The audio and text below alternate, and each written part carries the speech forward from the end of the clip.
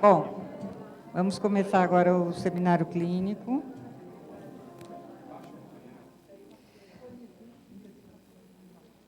O caso vai ser trazido por Emir Tomazelli, doutor pela USP, em psicologia, professor, supervisor do curso Formação em Psicanálise, membro do Departamento de Formação em Psicanálise e autor de alguns livros, como Corpo e Conhecimento em Psicanálise.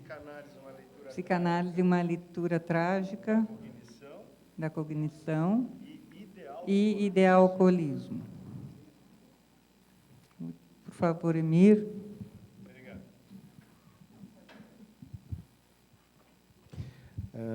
A musiquinha que vocês estavam ouvindo aí foi a música que meu cliente me mandou 30 minutos antes de eu ver ele de manhã cedo na sessão. Ele me mandou por WhatsApp. O título que eu dei é assim: e se eu tirasse daqui de dentro um revólver e te matasse agora?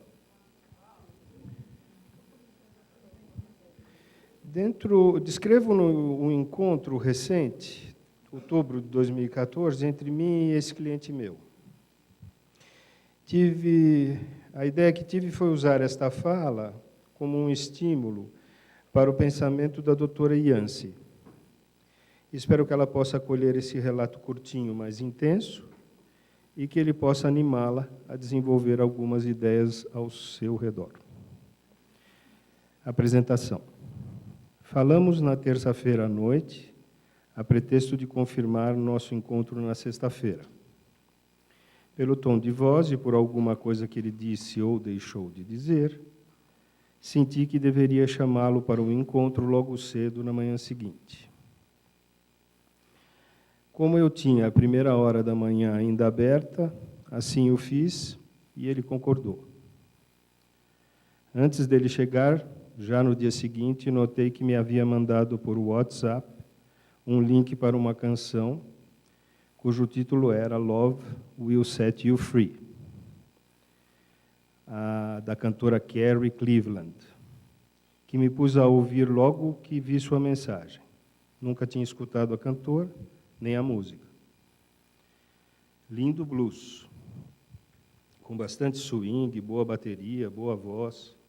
Por alguma razão sonora, me remetia ao meu passado. Me pareceu haver na música um órgão Hammond, perfeitamente tocado pelo tecladista do grupo. Fiquei com isso na minha cabeça por certo tempo, enquanto aguardava a sua chegada de corpo inteiro. Recordo-me agora que, em momento algum, eu pude me recordar nem da música, nem do evento, durante todo o nosso encontro, dentro do setting, dentro do mundo da sessão. Esqueci-me completamente disso que aconteceu antes de nos vermos pessoalmente. Chegou e se sentou. Costume desta época de sua análise. Como ele é fotógrafo também, logo me enquadrou, como sempre tem feito. A cara é boa e ele é simpático. Ele parecia ok e eu também.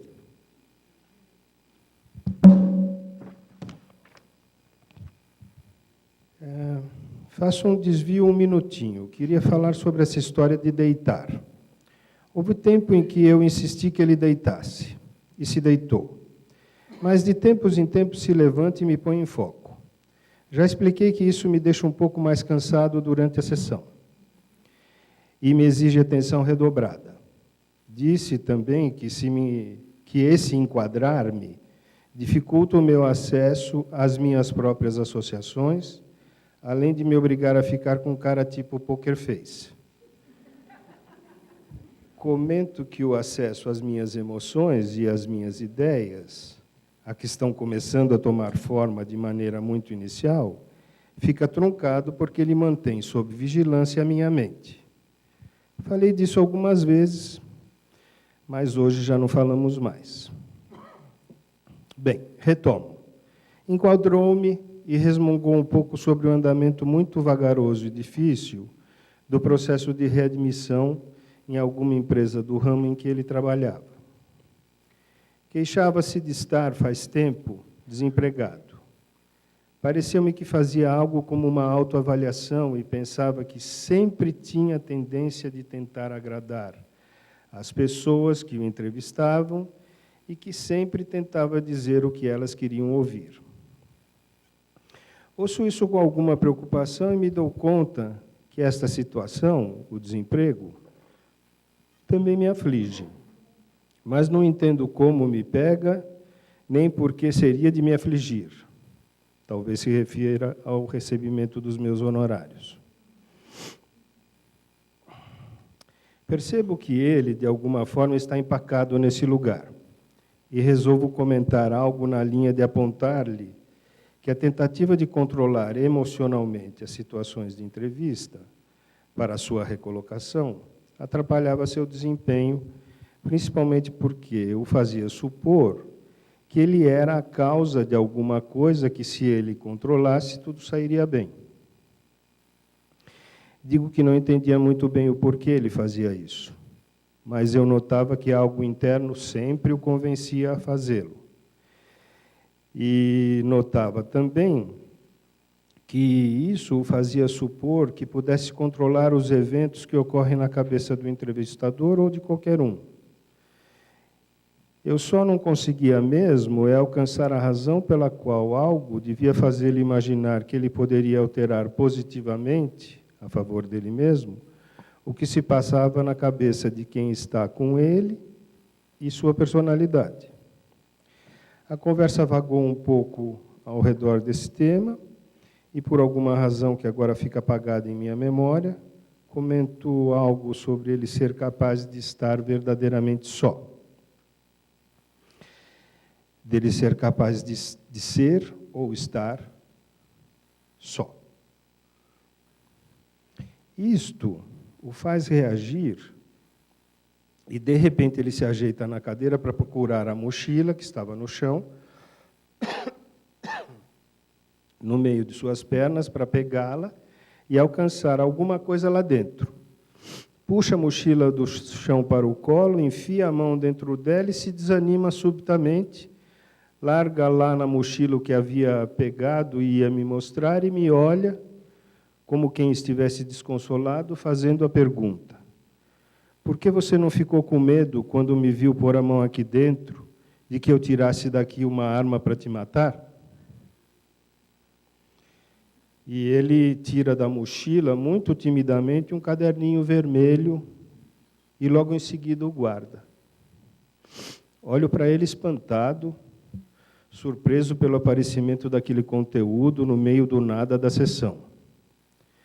Me desorganizo um pouco, mais tarde noto que havia ficado triste. Agora, por exemplo, é como me sinto. Agora, quando escrevia, não agora. E, de repente, me vem um sentimento de desconforto por sentir que ele me faltara com a verdade. Noto que já estou afetado por alguma inquietação interna, como se algo tivesse ido para dentro de mim, e ligo estas emoções ao fato de eu sentir que ele substituiu a experiência original que o levou a pegar a mochila por uma experiência deslocada, carregada de alucinações. Sinto, ou tudo me indica, que ele barrou um gesto primariamente favorável ao nosso encontro, devido a algum tipo de pensamento destrutivo sobre o encontro real que estava ali naquele momento acontecendo.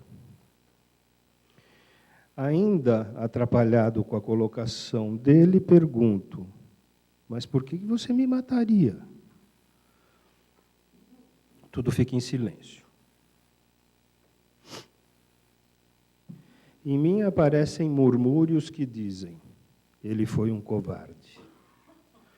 Não foi capaz de sentir o que de fato sentiu. Escondeu esse sentir sob um manto bizarro, sob um manto delirante de assassinato premeditado. Ocorreu-me que estávamos diante de algo de grande porte emocional, que para ele era impossível de sustentar e, creio, para mim também.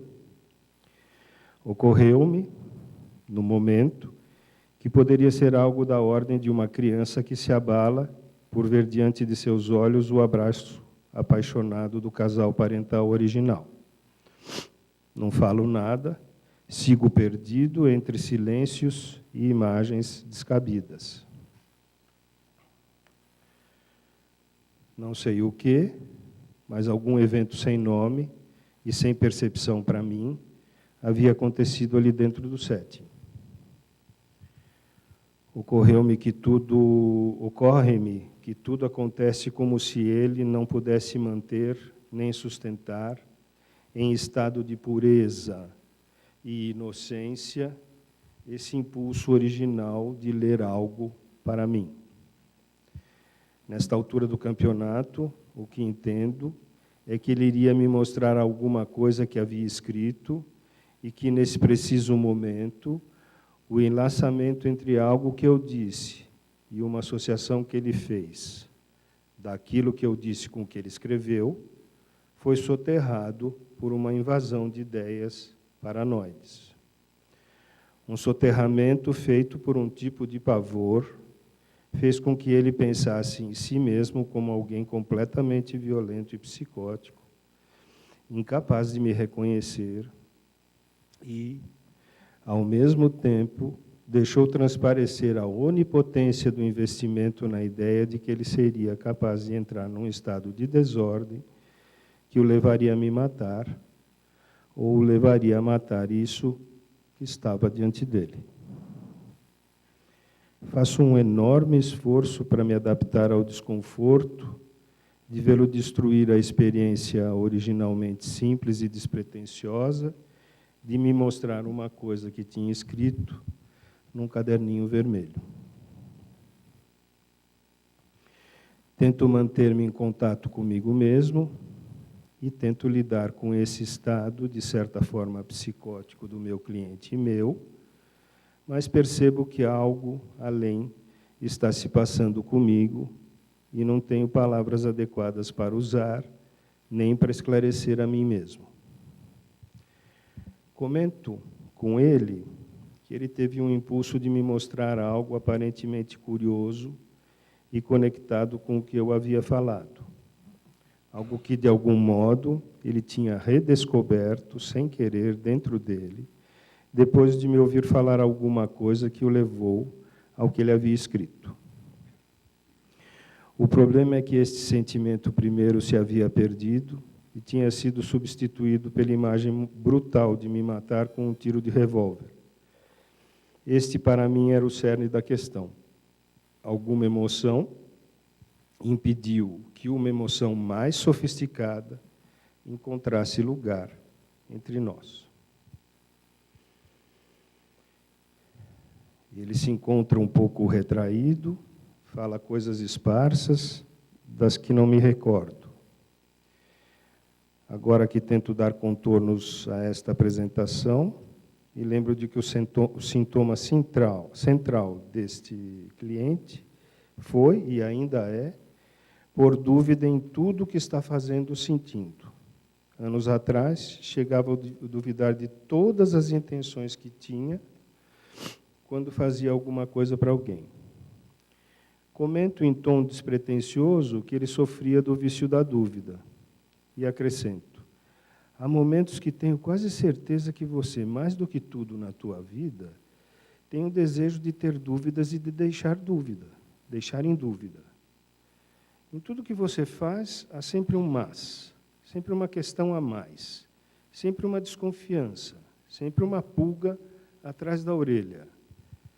Sempre parece ter perdido alguma parte do que está vivendo ou não ter percebido algo que poderia estar ali e que só você não estaria percebendo.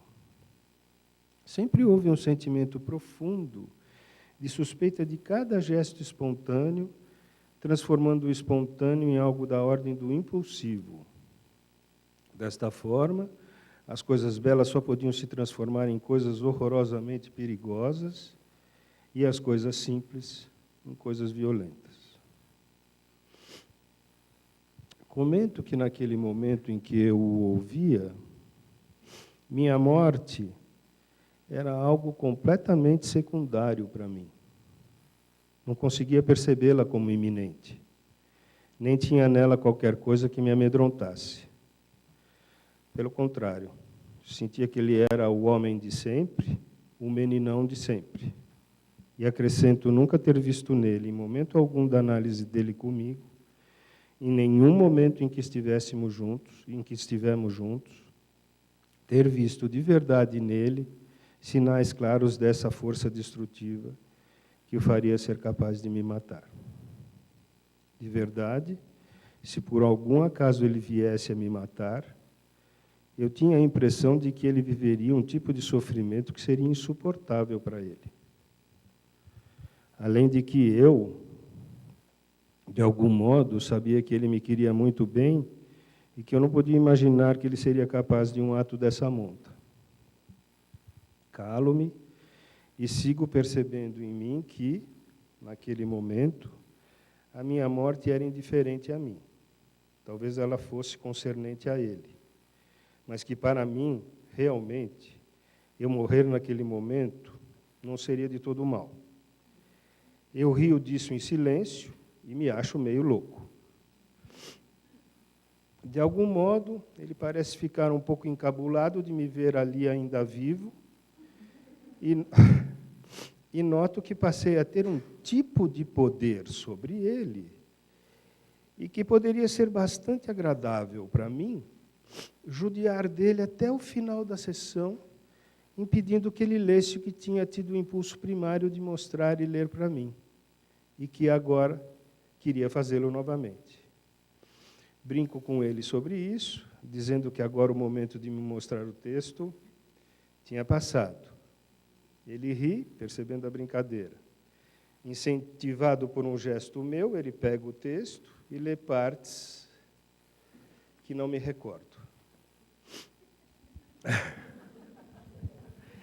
Eram anotações do dia anterior, do que tinha sentido, do que tinha sonhado. Corto aqui a narrativa, estímulo para Ian se falar. Acrescento um detalhe. Há 17 anos recebi esse cliente.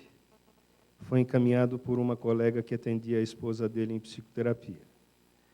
Ele estava medicado, em meio a uma crise gravíssima de angústia ligada a pensamentos obsessivos de matar ou machucar as pessoas que estavam perto dele com objetos pontiagudos ou estilhaçados. Principalmente a namorada, com quem ele iria se casar dali 8 meses, o pai e a mãe. Depois de 17 anos de análise, me pergunto, o que mudou? A análise operou mudanças, ou tudo o que fiz foi mantê-lo igualzinho ao que ele era quando entrou em trabalho comigo? O que eu fiz ao longo deste longo tempo? Fiz? Ou será que só agora ele vai começar a análise? Obrigado.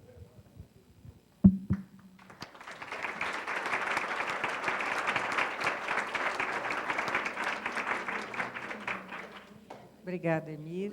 Com a palavra, Yancy. Quantas vezes ele disse que trazia isso como um estímulo e queria ver o que eu ia dizer. É uma responsabilidade enorme, né? Bom, então eu vou começar um pouquinho, depois eu vou ouvir você. Aí eu gostaria que todo mundo participasse também, né? A primeira coisa que me ocorreu foi uma que eu não vou entrar nela, eu vou começar pelo final. Porque no final ele diz assim, né? Depois de 17 anos de análise, me pergunto, o que mudou? A análise operou mudanças ou tudo que fiz ficou igualzinho ao que era quando ele entrou em trabalho comigo? E o que eu noto é que ele não fez uma pergunta que, para mim, seria fundamental. Depois de 17 anos de análise com ele, como é que ele mudou. Né? Ele está se perguntando por que o paciente mudou, se o paciente mudou ou não, mas eu acho que ele mudou muito. Quer dizer, eu não sabia como isso era antes, mas a sua mudança está aqui. Né? Então, eu começo me perguntando por que ele não se viu partilhando uma evolução com o paciente, como é que você não se viu tendo feito um progresso. De alguma forma, você começou inquieto e continuou inquieto. O que não mudou ou o que mudou em você? Tá? E o que me chamou a atenção foi quando eu li o título que ele deu para a apresentação do material clínico. Eu tive uma impressão completamente diversa da que eu fui ganhando à medida que o caso evoluía e que foi algo que foi fornecido por você. Quando eu li, e se eu tirasse daqui de dentro um revólver e te matasse agora, que foi o título, a primeira coisa que me ocorreu quando eu li, eu disse assim, bom, mas isso começa com e se eu fizesse? Ou seja, alguém que pensa, e se eu fizesse, é porque não vai fazer. Né? E o fato dele dizer uma coisa dessas implica num controle que eu via como uma coisa positiva. Então, ele botou distância entre um ato impulsivo, transformou em uma hipótese que ele verbalizou, ou seja, que ele pôde controlar, daí o sentido da ameaça, para mim, se desfez. Aí eu fiz essa primeira anotação, e à medida que eu fui vendo o caso, eu vi que eu estava enganada, né? Quer dizer, havia um risco. Agora, que risco seria esse? O Emir também falou, espero que ela possa colher esse relato curtinho, mas intenso, e é intenso, né? E que eu possa desenvolver ideias ao redor. Mais do que ideia, nós vamos trocar ideias, né? E vamos ver que aqui você também se colocou em análise, junto com o seu paciente. Né? É uma abertura que traz uma responsabilidade também muito grande para mim, né? Que há uma vulnerabilidade. Por que esse paciente não mudou em 17 anos? Por que eu não mudei em alguma coisa? E que ameaça que existe. E tem uma ameaça que aparece desde o comecinho. Ele diz que na terça ia combinar uma sessão para sexta, mas que algo nele sugeriu uma urgência. Então, ele disse para o paciente se não podia vir logo no dia seguinte. Então, sem sabermos de nada do que estava acontecendo com o paciente, eu fiquei sabendo de alguma coisa que estava acontecendo com você. Com você, provocado pelo paciente. Um sentimento de urgência. Eu não posso esperar até sexta. Alguma coisa vai acontecer, tem uma ameaça no ar, então venha amanhã cedo. Bom, aí o paciente vem cedo, concorda, manda uma música que é Love Will Set You Free, que também não é uma coisa muito neutra, né? Daí que eu fiquei pensando, será que se trata de um momento na transferência que está difícil para ele lidar com o sentimento dele em análise, com um analista? E o que então seria o que o Emir, o analista, sentiu e que era urgente e que podia ser ameaçador, digamos, para o paciente principalmente? Qual era o risco que havia ali para o paciente? Em pensar no que a gente não sabe, mas que está ligado a um amor que vai set you free. Outra coisa que está ligada ao amor e que libera é a morte, né? Então, nós temos o tema do amor e da morte, dois temas, dois extremos, mas muito próximos, que foram introduzidos. E, provavelmente, eram esses temas que você estava reagindo, a proximidade entre o amar e o destruir. Eu precisava era de uma aguinha assim, aberta. É bom que dá um tempo para a gente ir pensando, porque é muito intenso. Não, tá bom.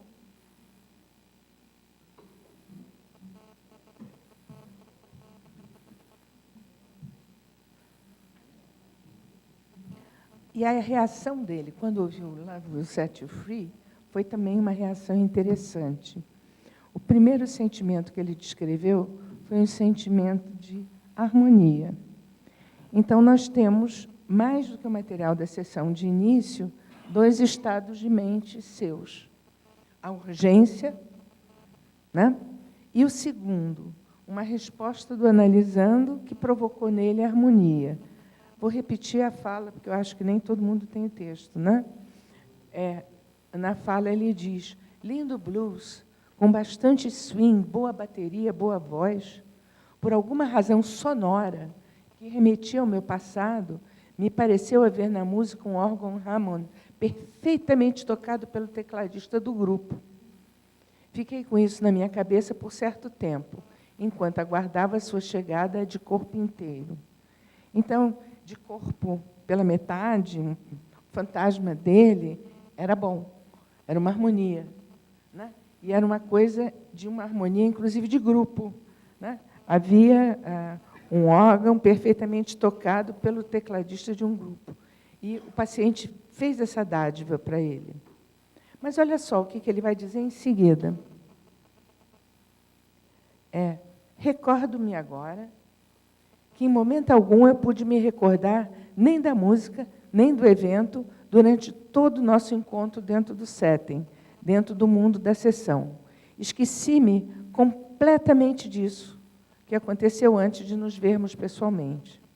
Então, nós temos aqui uma distância entre o paciente ausente, mas bem presente em você, e que lhe provocou um sentimento de urgência amoroso e protetor, a resposta dele, que também foi amorosa, e o que aconteceu, que, de repente, por um dado que nós não temos, mas você sabiamente nos deixou diante de um monte de desconhecidos, que a palavra não descreve, não chega, e nós ficamos sabendo apenas que mudanças enormes ocorrem na sessão, que não são descritivas e que não se observa na interação verbal, analista analisando. Então, ele diz, esqueceu. Quer dizer, o paciente entrou, se apresentou de corpo e toda a harmonia se desfez. Toda a sensação de acolhida, de amor, sumiu. E foi algo que o paciente provocou, mas nós não sabemos o que ele disse. E o que ele diz também é positivo. O paciente chegou, sentou, que é um costume na análise, quando ele é fotógrafo, me enquadrou, como sempre tem feito, a cara é boa, ele é simpático. Aí vem a frase complicada. Ele parecia ok e eu também. Não sei.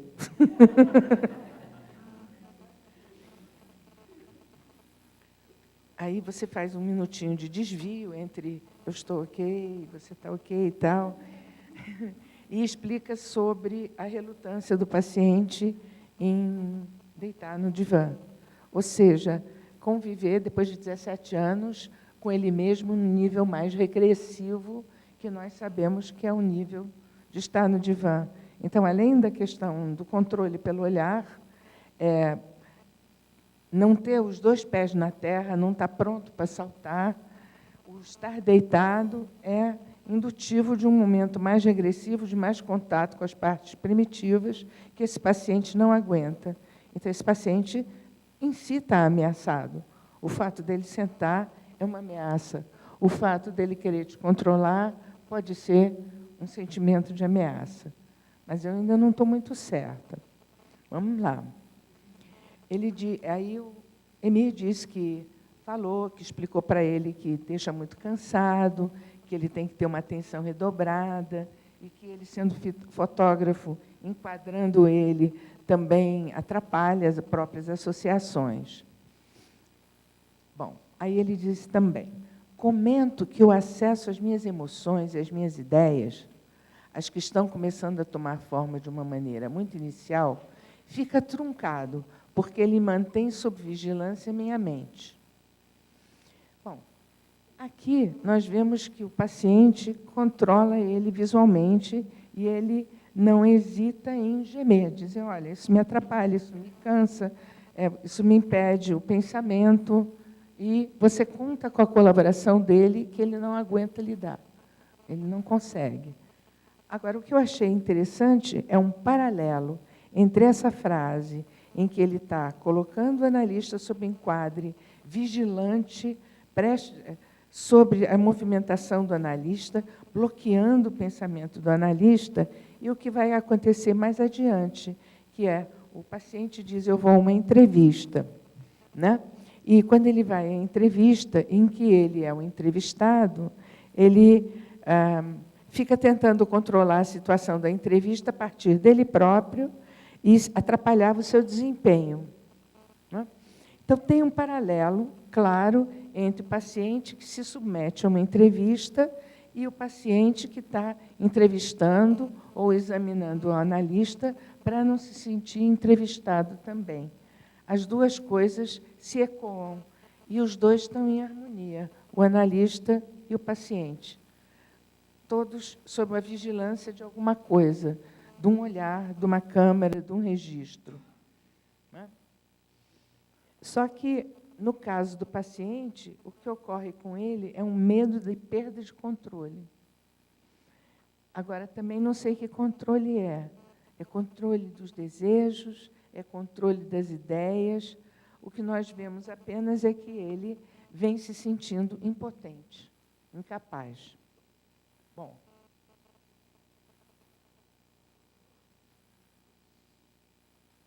E, de algum lugar interessante, o Emir percebeu uma coisa que, para mim, é bastante fundamental no caso desse paciente, porque essa questão de ver e ser visto em análise ou numa entrevista, ela está ligada a um medo de ficar só. E, nesse primeiro momento, ele deu a interpretação exata, né? Ele disse, a conversa vagou em torno desse tema, ficou apagada da minha memória, mais um esquecimento, mais uma intensidade, mais uma tensão nessa sessão. Mas ele diz, comento sobre ser ele capaz de estar verdadeiramente só, de ele ser capaz de ser ou estar só. Então, esse é o cerne. E isso foi o que ele comentou. E, no que ele comentou isso, o paciente reagiu. A princípio, e na minha interpretação original, positivamente. Eu tenho uma coisa minha que eu posso partilhar com você e que não está controlada por nada. Ela vem de dentro, é um caderninho vermelho com uma escrita. Mas o paciente se inibiu, né? Ele chegou a botar a mochila no colo, botar a mão, desanima subitamente. E olha desconsolado. Por que você não ficou com medo quando me viu pôr a mão aqui dentro, de que eu tirasse daqui uma arma para te matar? Quer dizer,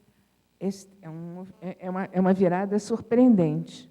Aí eu não sei se é a minha hipótese original. Se eu tirasse uma arma, se ele está falando de que ele está tendo mais contato com a parte agressiva dele e revelando que ele se sente, depois desses 17 anos, muito mais confiante e seguro de que vai poder lidar com essa parte destrutiva e ela não vai ser ameaçadora, ou que o ameaçador é não estar sozinho, é estar com o outro.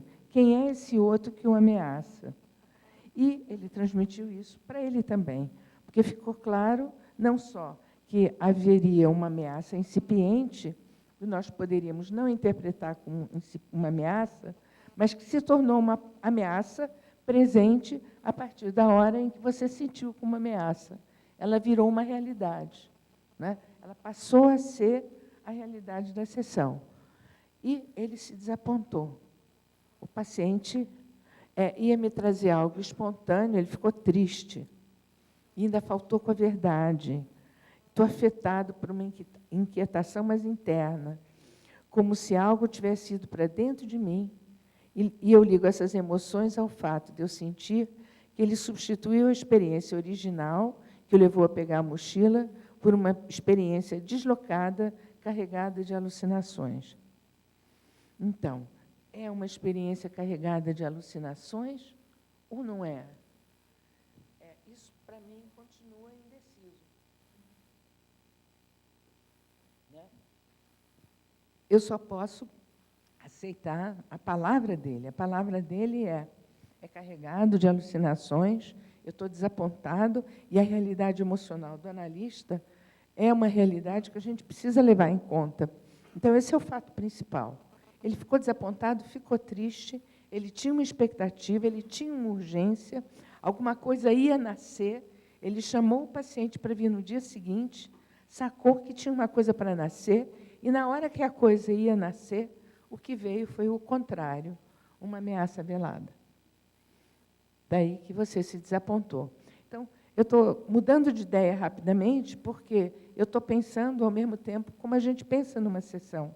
É uma ideia ou não é? Isso é válido ou não é? Nós temos que poder mudar de ideia antes de chegarmos a uma definição. No caso, eu estou apostando no Emir, na intenção, na sensação, na coragem emocional dele de dizer, eu vi uma urgência, eu tive esperança, eu apostei nela e fui traído. Né? Aí ele prossegue.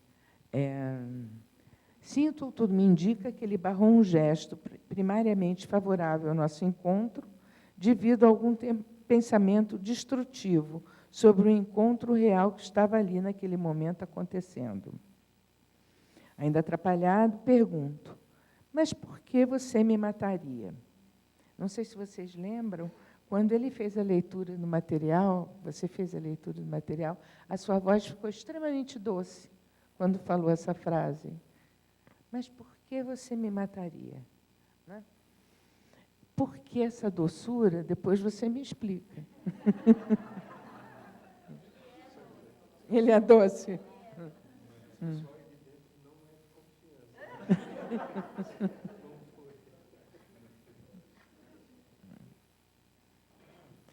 E ele confessa, né, faz uma notinha de rodapé aqui, que eu vejo, vocês não veem, que ele diz assim, em vez de pegar, ele mexeu na mochila e substituiu uma experiência que seria criativa por uma experiência deslocada, carregada de alucinações. Aí, na notinha, ele diz, atravessamento e invasão de uma possível percepção inconsciente, não sei o que pensar.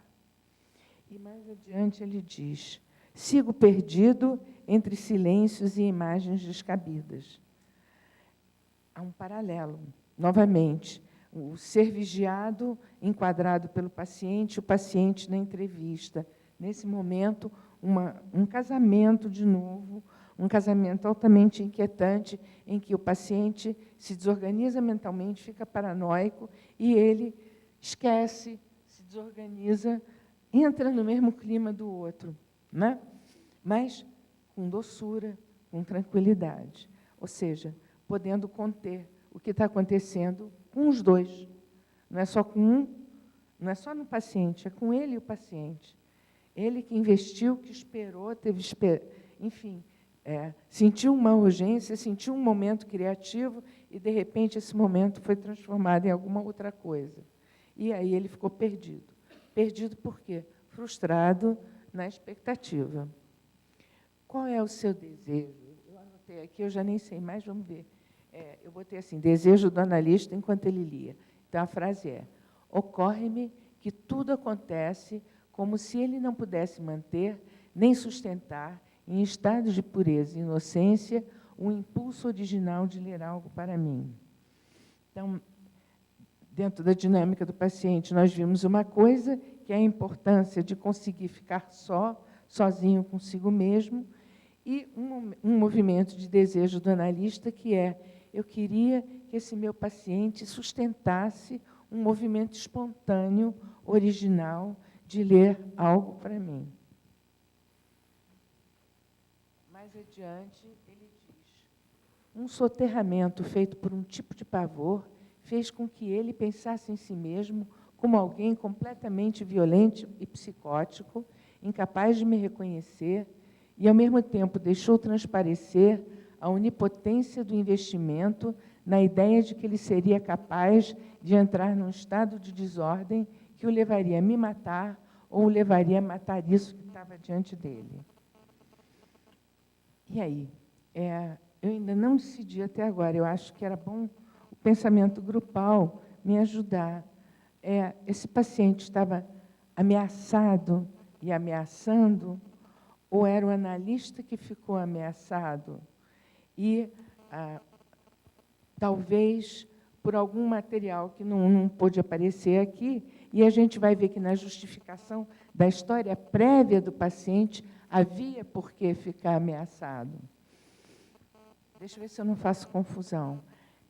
Ele trouxe o paciente como uma pessoa amável, ok, um fotógrafo, com movimentos criativos, que ele estava interessado, com uma certa urgência, né? Disse que não esperaria que esse paciente fosse matá-lo, que não via nada que pudesse levar esse paciente a matá-lo. Então, nós estamos nesse momento. Só que a gente, no final, retrocede 17 anos, e quem é esse paciente há 17 anos? Se eu não me engano, está na última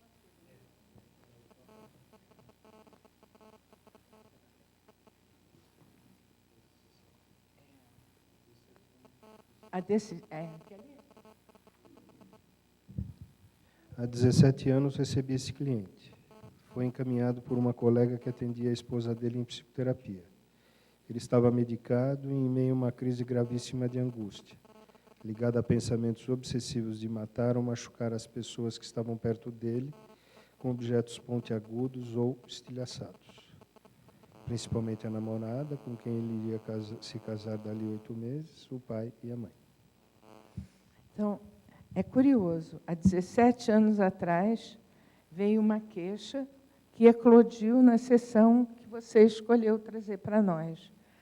E, ao trazer a sessão para nós, ele ainda disse, eu acho que ele não ia me matar. Não foi medo que você experimentou, né? Foi tristeza. Então, o que é esse matar? Houve um progresso ou não houve um progresso? Que crise foi essa na sessão? Então, digamos, é um ponto que eu gostaria de ouvir as pessoas opinarem sobre isso, para podermos concluir alguma coisa útil. Por enquanto, a gente vai, a gente vem, a gente vai, a gente vem. Eu não estou conseguindo acreditar que o paciente mataria ele também não está conseguindo acreditar. Ao mesmo tempo, a verdade da sessão sugere que havia um risco real, a história do paciente sugere que havia um risco real. E em que a gente vai confiar? Eu estou aqui brigando, né? Eu estou em conflito. Eu acho que não ia matar coisa nenhuma. Mas a história diz que sim, a intuição dele diz que sim. Então, como é que vamos decidir? Né? Qual vai ser o elemento decisório? O que vocês pensam disso? Eu queria falar não exatamente o que eu elaborei de pensamento sobre isso, mas a imagem caótica do gesto que esse rapaz fez. De pegar a bolsa, colocar entre as pernas, colocar a mão lá dentro, do que pode sair lá de dentro, mas que me fez pensar nas questões sexuais mesmo, né? De pôr a mão dentro das calças, de querer mostrar algo ali, né? E o que sai é mesmo um caderninho, né? Então me fez pensar algo de muita impotência, de se sentir tá desempregado. Então foi isso, esse gesto, eu acho que ele é muito, ele fala muito, mais do que a palavra pode expressar. Mas o gesto em si, de pegar a bolsa, colocar a mão, tirar um caderninho vermelho, com algo que ele tinha escrito, mas que não ficou, para você não ficou, né? Eu queria saber como vocês pensam a questão também da sexualidade. Fiquei pensando nessas questões, de como esse rapaz se vê enquanto homem, potente, que pode trabalhar, que pode... Sexualidade infantil mesmo. Microfone ali para o Francisco. Tem a Silvia. Não, eu fiquei querendo entender um pouco a urgência, né, que o Emir sentiu, e aí de marcar, então, uma sessão, e aí ele manda uma música de amor, né, por WhatsApp, né?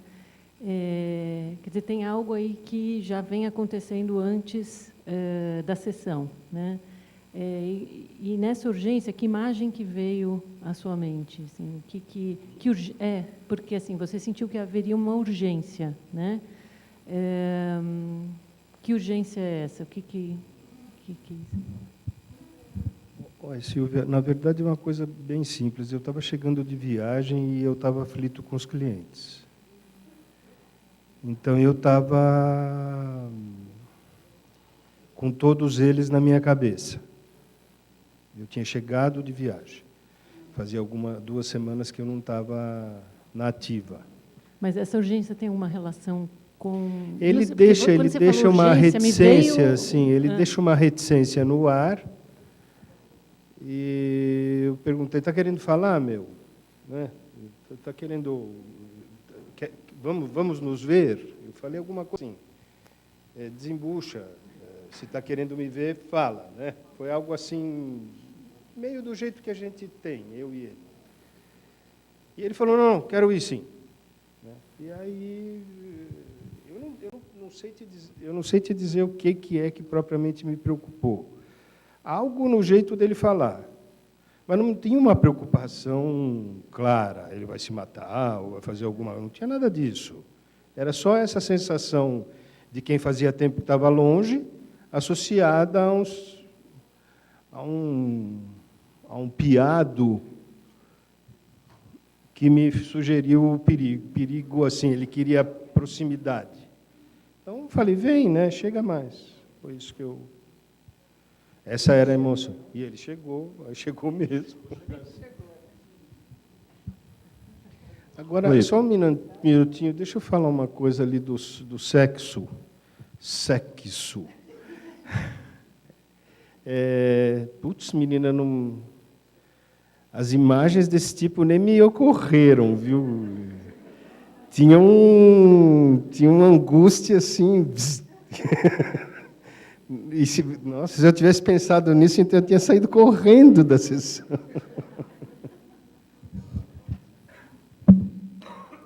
Oi.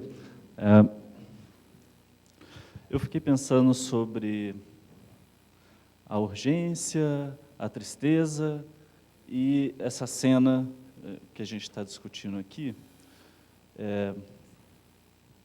Porque o que é isso que ele acessa, que está dentro, que o revólver também é revolver, que ele vai revolver e que é tão mortífero.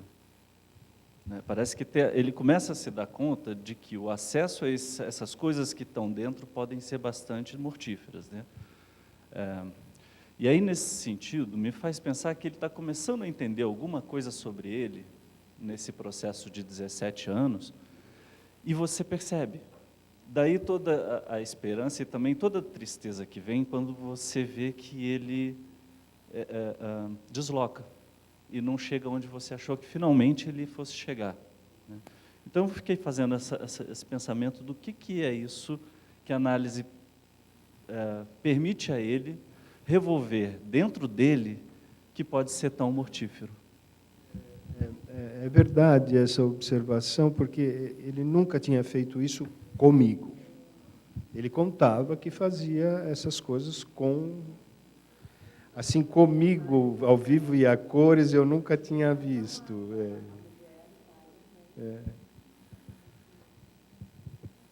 Oi.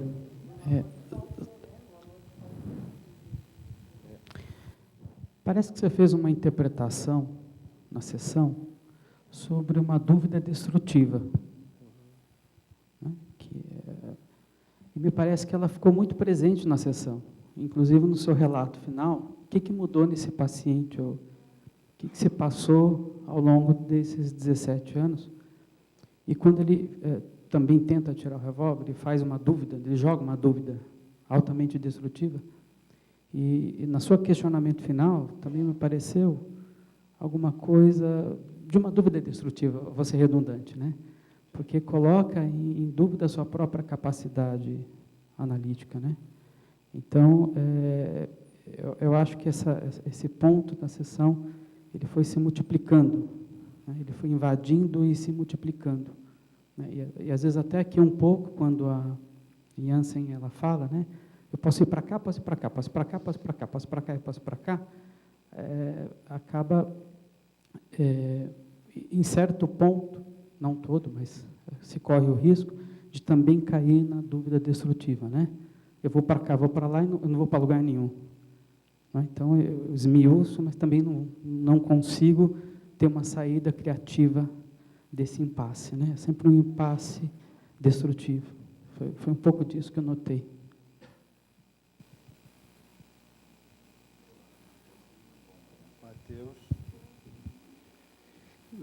Eu tinha ido por uma outra linha. Eu estou pensando que aqui na discussão a morte estava sendo cogitada no sentido mais literal, né? E eu estava pensando num outro tipo de morte que está em jogo, né? E aí eu me lembrei de um texto seu, acho que num livro seu, que eu não sei se é uma citação, se é uma coisa sua, que você fala que o assassinato com ódio, uma morte só não basta, que a lógica precisa matar muitas vezes o mesmo objeto, né? Uma morte só não é suficiente. E aí eu pensei se ele não vem te matando cronicamente, assim, quando você chega nessa ideia do que mudou. E aí eu penso, bom, se ele está matando, ele também vem amando, né? O que ele está fazendo ali com você, até por ficar tanto tempo. Né? Então, toda a situação, para mim, diz respeito à ambivalência, né? O tempo todo.